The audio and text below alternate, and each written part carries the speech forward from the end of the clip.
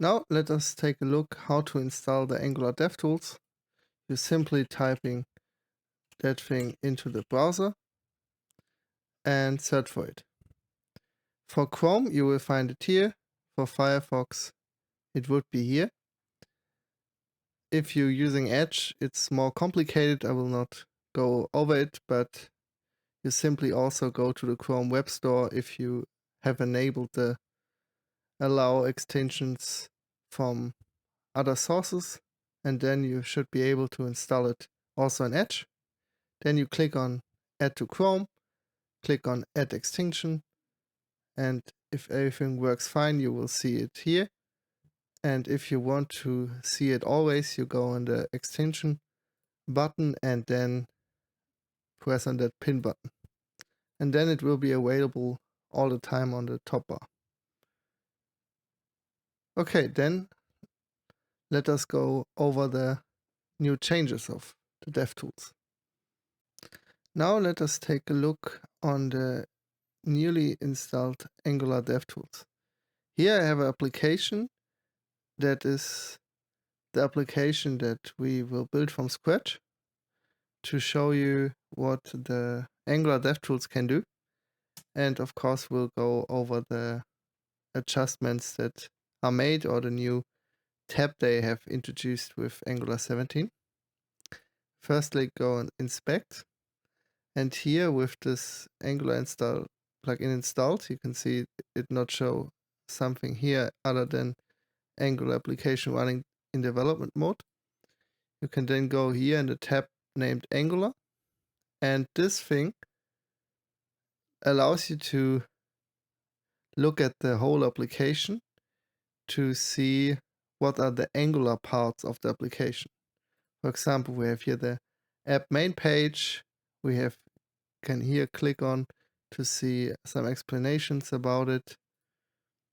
Have here a weather service. You can then open that up and see that it is provided over the root. We have here directly access to this service. And here, for example, some data that we can read, which means that plugin overall allows us to see some metadata about the components. As you can see, you can then always check out what data are currently inside of it. Here, for example, the component has a current date property with a signal, and that signal has currently written that value in it. And yeah, here you can look into every component and debug it, which really helps you with debugging your application overall. We have a profiler. If we start that one and, for example, type something in that example, and you stop the recording, you have here different steps and can check out what happens in the different steps to also allow you to debug the application like performance-wise. Yeah, there are some different view modes, but overall it's here to help you to debug your application in the performance perspective. Exactly. And what we then have newly with Angular 17 is the injector tree, ready to learn Angular 19, 20 and 21. This course covers everything new in this latest versions, from hydration, event replay, resource API, signal forms. We cover it all. You will get a complete playground app showcasing all features. Plus, we will build a weather app from scratch to implement everything hands-on. Full source code for both projects included. Check the link in the description. Here we have different sections. We have the environment history. That one kind of allows you to see what providers are here, which means you see here, okay, we have a root, and here we have different services or different variables that are provided over the whole application.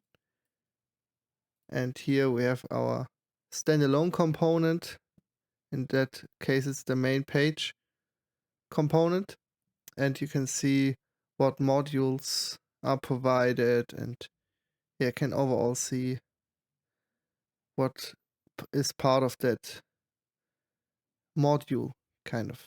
And here on the bottom, it allows us to see over the whole application what components are there, which means this injection tree kind of shows you what dependencies you have at the moment. And here, for example, as I said, it's the application that we built from scratch. We can click on add. Okay, eventually we have to type in again because it forgot something.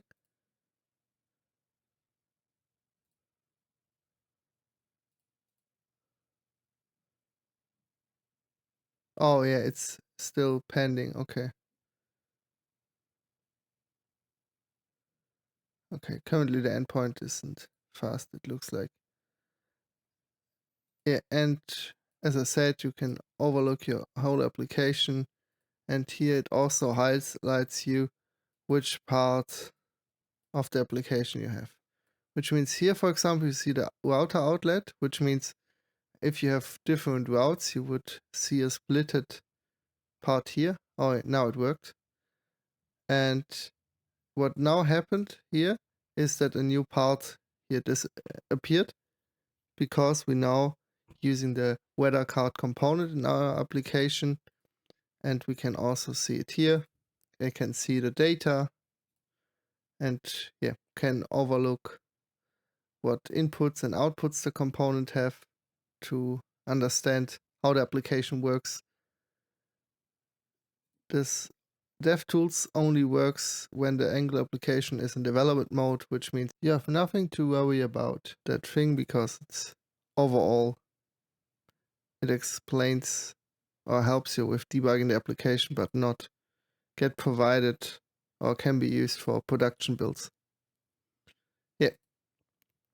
I hope that you mostly understand now what are the benefits of the Devtools are. And yeah, it's made by Angular, which means you can of course using this without having to think about debugging it with console logs. I mean, of course, there are use cases for console logs, but I think we should use their tools if they are available. Yeah. Then, as next, we will migrate the application from Angular 13 to 17, and see you there.